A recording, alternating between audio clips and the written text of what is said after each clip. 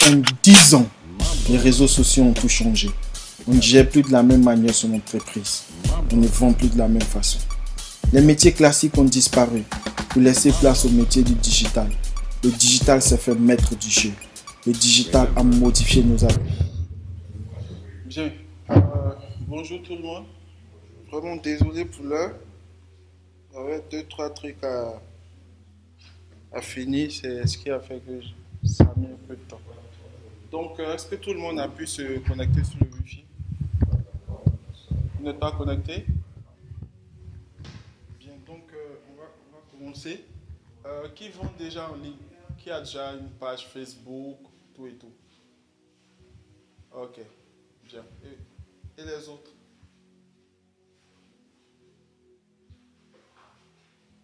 Personne ne vend déjà en ligne? Ok, d'accord. Et ceux qui ont déjà une page Facebook, qu'est-ce que vous faites? Vous faites le sponsoring ou bien le boost? Vous cliquez sur le bouton booster. Qui a déjà fait une publicité lui-même? Oui.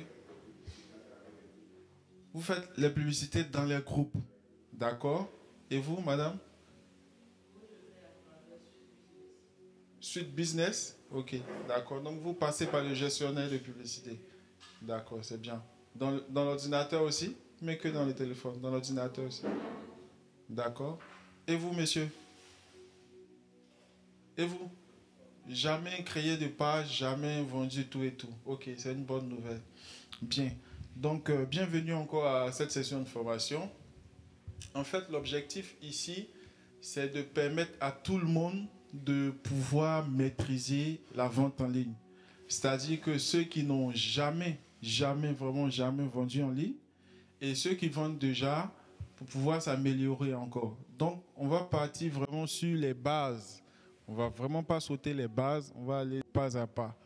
Déjà, pourquoi il est important de faire la vente en ligne?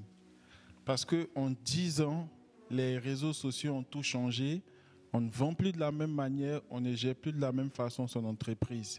Toutes les grandes entreprises dans le monde entier aujourd'hui ont décentralisé toutes les activités au niveau du digital. Ça veut dire que ces entreprises ont une page Facebook, Coca-Cola a une page Facebook, Facebook elle-même a une page Facebook. Qui d'autre? Vraiment, toutes les grandes entreprises aujourd'hui ont compris que le digital a modifié nos habitudes. Quand on prend les influenceurs à la télé aujourd'hui, les journalistes là, c'est plus des gens qui sont forcément sortis de l'ISTC. Mais une fois que tu as une notoriété en ligne, c'est fini, on t'accorde l'audience qu'il faut. Donc ça veut dire qu'aujourd'hui, c'est vraiment le digital qui a modifié tout. Maintenant, quel est l'impact du digital sur le monde du business? Avant, pour lancer une activité, on avait vraiment besoin de beaucoup de choses. Avoir un magasin, avoir un stock d'articles, tout et tout. Et là, à Abidjan, pour avoir les magasins, c'est vraiment pas évident. Moi, j'ai voulu m'installer la première fois. On m'a demandé 5 millions. Je ne sais pas comment ils appellent ça, pas des portes. Voilà. Et puis après les 5 millions, on dit c'est pas encore fini. Hein. Je dois payer encore maintenant la caution du magasin. J'ai dit, mais tiens, à l'époque, 5 millions, c'était beaucoup pour moi. Donc, c'est là que les histoires de vente en ligne ont commencé à venir ici. Et nous aussi, on s'est engagés. Mais quel est l'impact réel? Ça veut dire qu'aujourd'hui, on n'a vraiment pas besoin de magasin. On n'a pas besoin de caution. On a juste besoin d'une stratégie pour pouvoir écouler ces produits. C'est tout. C'est-à-dire que si tu sais t'y prendre en quelques temps déjà, tu peux lancer un business. Et moi, je me rappelle, j'ai fait mon premier million sur Facebook quand j'avais 254 abonnés. Et là, c'était chez moi à la maison.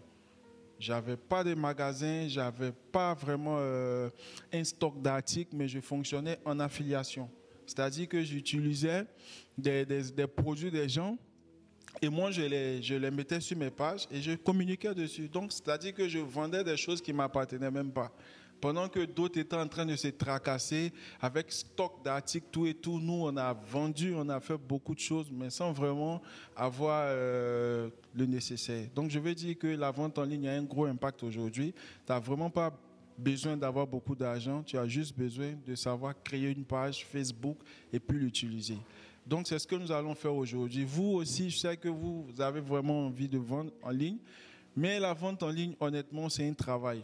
Moi, je l'ai pris comme mon travail. C'est-à-dire que c'était la seule chose sur laquelle je comptais. Je n'avais pas d'autre alternative que ça. Donc, je me suis investi. Donc, je crois que ça marchera pour vous si vraiment vous vous y investissez. Donc, nous sommes à Digicubator, un programme de formation vraiment qu'on a mis sur pied pour permettre à tout le monde de vendre en ligne sur Facebook. Ce programme de formation contient beaucoup de modules. Et aujourd'hui, le premier module, ça concerne la vente en ligne sur Facebook. Déjà, qu'est-ce qu'il faut savoir au niveau de Facebook? La vente en ligne sur Facebook respecte vraiment un schéma que moi j'ai établi. Voilà, donc j'ai subdivisé ça en plusieurs niveaux, mais là on peut voir le premier niveau ici. Donc schéma de vente en ligne sur Facebook niveau 1. Le premier niveau ici, il est composé de 4 étapes. La première étape, bien évidemment, il faut avoir un profil Facebook. Le profil Facebook, c'est quoi? C'est le premier compte que nous créons lorsque nous nous inscrivons sur Facebook pour la première fois. C'est bon? Donc, ça veut dire que tout le monde a plus ou moins un profil. Si tu es sur Facebook, c'est que tu as quoi? Un profil Facebook. Mais attention, ce compte-là, il n'est pas destiné au business. C'est-à-dire que le profil Facebook te permet d'être inscrit sur Facebook comme un utilisateur simple, mais ne te donne pas le droit de faire le business sur Facebook, parce que le business model de Facebook, c'est la publicité. Donc, pour maîtriser la publicité sur Facebook, ou bien pour faire la publicité, il faut avoir un compte publicitaire. C'est bon? Et donc, pour avoir le compte publicitaire, Facebook a mis sur pied une plateforme qu'on appelle Meta Business Suite, sur laquelle tous les entrepreneurs se rendent pour créer leur entreprise. Et donc, quand tu crées une entreprise, c'est représenté par quoi? Une page Facebook. C'est bon? Donc, la page Facebook, c'est l'entreprise que nous créons sur Facebook qui nous permet de faire le business. Bien. Donc, le troisième élément, c'est quoi? C'est WhatsApp Business. WhatsApp Business, c'est quoi? WhatsApp Business est considéré comme un CTA. C'est-à-dire qu'un CTA, c'est quoi? Ça veut dire Call to Action. C'est un bouton d'action que nous mettons sous nos publicités ou bien sous nos publications pour rediriger directement les prospects dans notre inbox. Pourquoi? Parce que lorsque Facebook a lancé sa première version de business, puisque son business model, c'est la publicité, il s'est avéré que lors des conversations, la plupart des gens fuyaient les conversations. C'est-à-dire que quand tu parles avec quelqu'un dans Messenger et que tu lui demandes son numéro de téléphone, il disparaît. Donc, ça faisait que le schéma n'était pas correct. Donc, Facebook était obligé de racheter WhatsApp et ils ont mis une version business à disposition qu'on appelle désormais WhatsApp Business. Donc finalement, qu'est-ce qui s'est passé? Quand on parle avec le client et qu'on met le bouton WhatsApp, automatiquement, il rentre dans notre inbox. Et quand il est dans mon inbox, je n'ai pas besoin de lui demander son numéro de téléphone. Pourquoi? Parce qu'on est déjà dans WhatsApp. Donc pour résoudre ce problème, Facebook a inclus WhatsApp Business dans le schéma. Donc désormais, Facebook représente le marché et WhatsApp Business, c'est notre bureau. Est-ce qu'on comprend? Donc, l'objectif, c'est de rediriger les champs du marché vers le bureau. Est-ce qu'on se comprend? Donc là, on a la possibilité d'ajouter un catalogue, tout et tout, dans WhatsApp là-bas. C'est bon?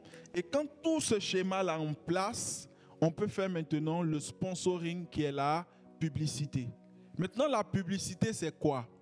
La publicité, c'est payer de l'argent pour qu'on voit mes articles ou bien mes publications. Est-ce qu'on se comprend?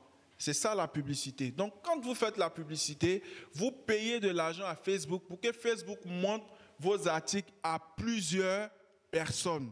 Ça n'a rien à voir avec faire une publication simple. Une publication, je publie sur ma page sans pour autant payer de l'argent pour augmenter la visibilité.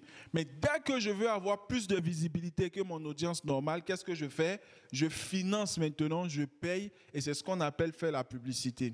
Et Facebook a une plateforme, c'est le gestionnaire de publicité. Et donc, quand on passe par le gestionnaire de publicité, on fait ce qu'on appelle le sponsoring.